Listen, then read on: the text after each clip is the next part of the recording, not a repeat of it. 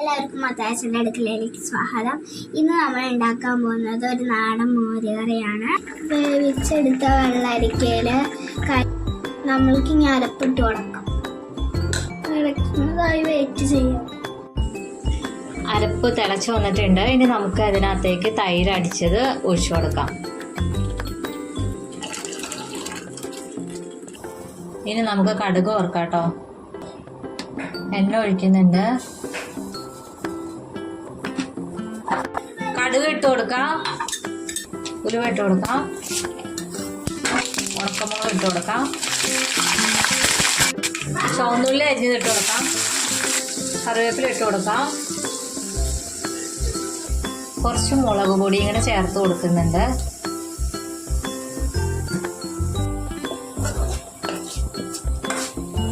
കറിയിലേക്ക് ഒഴിച്ചു കൊടുക്കുന്നുണ്ട്.